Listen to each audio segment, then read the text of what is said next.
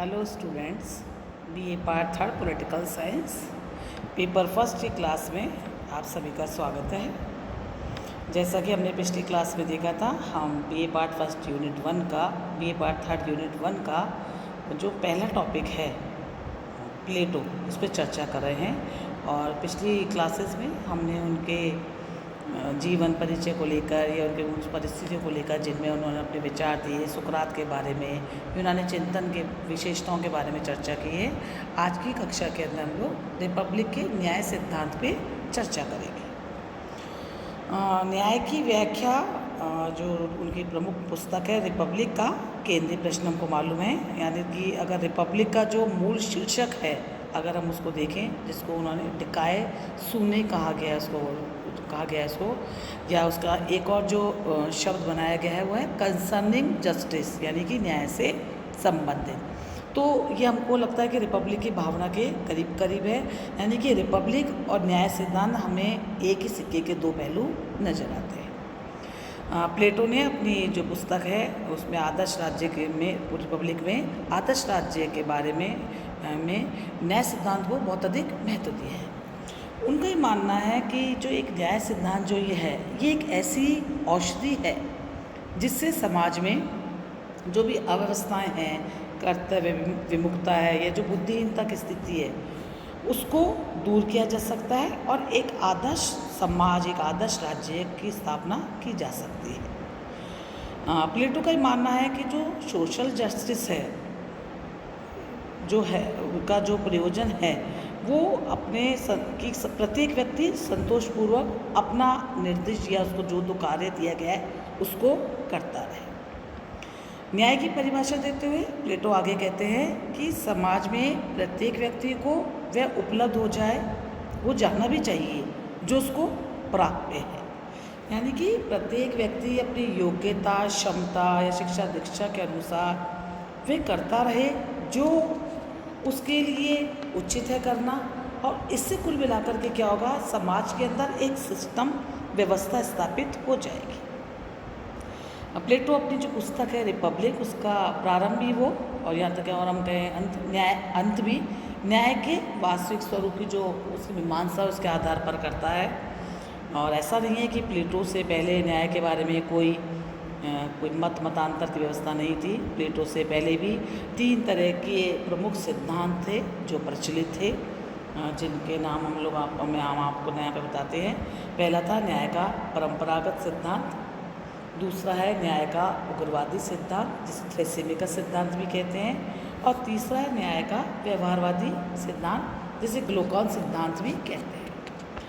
अब प्लेटो अपने समय से पूर्व जितने भी न्याय के संबंध में जो भी धारणा है, या ये तीनों जो सिद्धांत हैं परंपरावादी, उग्रवादी और व्यवहारवादी, इन तीनों को बड़े ही तार्किक ढंग से इनका खंडन करता है।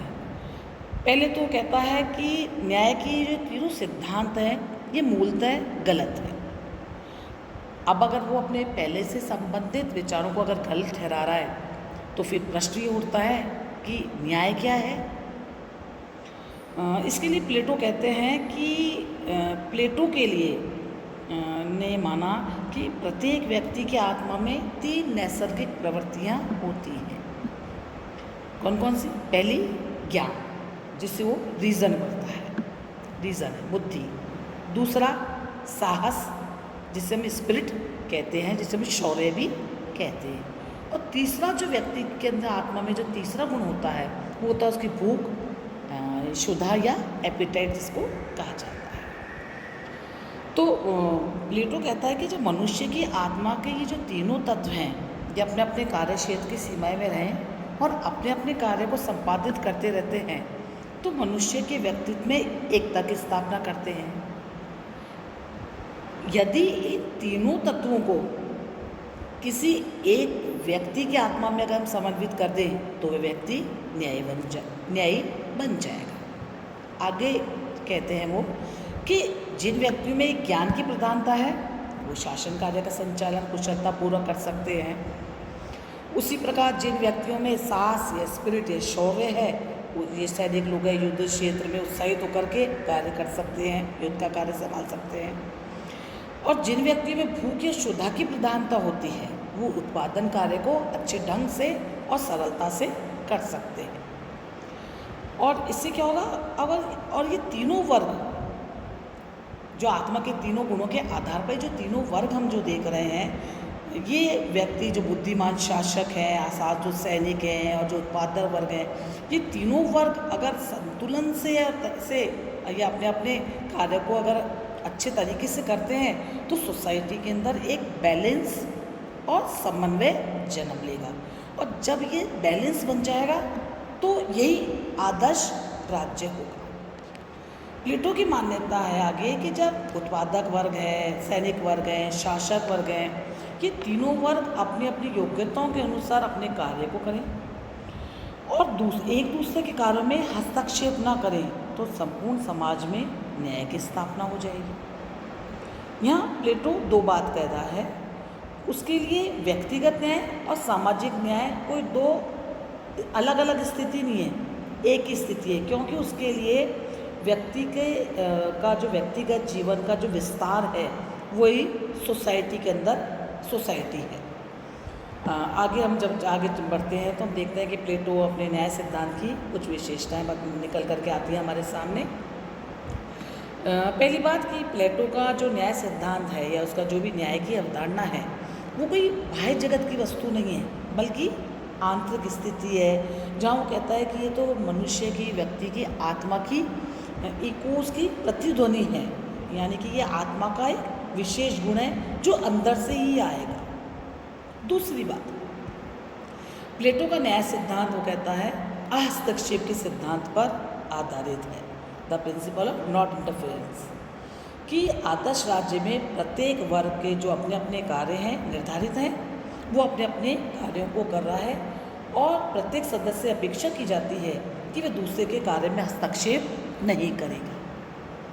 इसी से तीसरी विशेषता निकल करके आती है कि प्लेटो का जो न्याय सिद्धांत है ये विशेषीकरण का सिद्धांत है, मतलब स्पेशलाइजेशन ऑफ फंक्शंस का भी सिद्धांत है, क्योंकि मनुष्य की जो तीन प्रवृत्तियाँ उसने बताई है, ज्ञान, साहस और भूख, इन तीनों के आधार पर सोसाइटी में तीन वर्ग होंगे, शासक वर्ग, सैनिक वर्ग और उत्पादक वर्ग। अब तीनों व्यक्ति अपने विशिष्ट कार्य को सौंपते हुए अपनी अपनी विशेषता से करेंगे, तो ऑब्वियस है कि जब किसी कार्य विशेष में वो दक्षता प्राप्त करेंगे तो वो एक पूरी सोसाइटी के अंदर एक स्पेशलाइजेशन का ये विशेषीकृत व्यवस्थाओं की स्थापना भी होगी।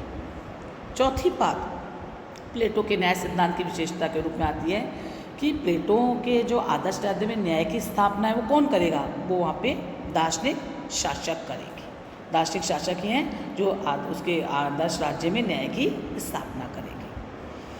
साथ ही साथ वो एक आधार और बनाता है कि ये जो प्लेटो का जो न्याय उसका जो अपना न्याय सिद्धांत है उसकी प्राप्ति के लिए प्लेटो एक व्यवस्थित शिक्षा क्रम या शिक्षा योजना भी प्रस्तुत करता है, जो हम आगे की कक्षा में आपको विस्तृत रूप से बताएंगे।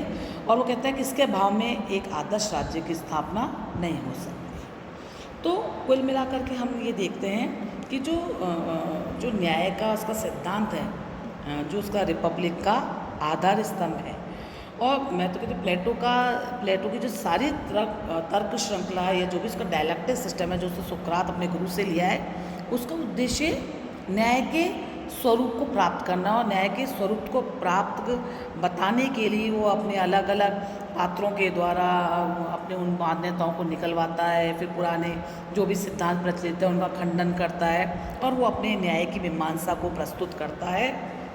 इसलिए हम ये भी कह सकते हैं कि जो प्लेटो की रिपब्लिक है वो न्याय मीमांसा का ग्रंथ भी उसको हम कह सकते हैं। और इस तरह से हम देखते हैं कि जो प्लेटो का न्याय सिद्धांत है, जहाँ वो कहता है कि प्रत्येक व्यक्ति अपनी योग्यता के अनुसार कार्य को करे, अपने विशेषीकृत रूप में करे, एक दूसरे के कार्यों में हस्तक्षेप ना करे। दार्शनिक शासक इस कार्य की व्यवस्था को, परिणति को जामा पहनाएंगे और इसको परिचालित करेंगे, और शिक्षा योजना के द्वारा इस कार्य को एक परिणति इसकी पूर्ण रूप से की जाएगी या इसको कार्य रूप दिया जाएगा, मुक्त रूप दिया जाएगा। प्लेटो का न्याय सिद्धांत इस प्रकार हम देखते हैं कि बड़ा संयम और संतुलित करते परिणय व्यवस्था का पक्षपाती है, जिसके माध्यम से वह सोसाइटी में और राज्य में एकता स्थापित करने का कार्य करता है। अगर हम कुल मिलाकर के देखें तो हम ये भी कह सकते हैं कि जो प्लेटो का न्याय सिद्धांत है वो एथेंस की जो प्रमुख समस्याएं हैं उन समय उनका एक प्रकार से उन समस्याओं का उत्तर वो देने का कार्य करता है। तो अगर आप इस तरह से देखें तो प्लेटो का जो न्याय सिद्धांत है ये आज के युग के लिए भी बहुत उपयोगी है, क्योंकि जिस प्रकार से हम देखते हैं कि विभिन्न व्यवसायों का जो विशेषीकरण है, जिन बात की बात कहता है और वो कहता है कि आज का युग जो है विशेषीकृत व्यवस्था का युग है। तो ये सिद्धांत जितना उस काल में उपयोगी था ये आज के जनतांत्रिक समाज में भी उतना ही उपयोगी है, क्योंकि इसके आधार पर ही प्लेटो ने उस समय भी समाज में समरसता, संतुलन और एकीकरण की स्थापना करना चाहिए, जो आज भी जनतंत्र के युग में भी उतनी ही उपयोगी है। अंत में बार करके शब्दों में अब ये कह सकते हैं कि जो प्लेटो की न्याय की जो अवधारणा है वो रिपब्लिक की आदर्शशिला है, और प्लेटो ने न्याय की अवधारणा पहले विकसित की है, और जब वो उसको एक मूर्त रूप या संस्थागत रूप देने लगा तो वह रिपब्लिक बन गई। इसलिए दूसरे शब्दों में हम ये भी कह सकते हैं कि यदि न्याय विचार है तो रिपब्लिक उसका संस्थागत स्वरूप है या उसकी मूर्त रूप आत्मा है। धन्यवाद। अगली कक्षा में हम लोग रिपब्लिक में जो उसने प्लेटो ने शिक्षा सिद्धांत के बारे में जो चर्चा करी है या जो शिक्षा योजना के बारे में जो बताया है हम उस पर चर्चा करेंगे। धन्यवाद। Thank you.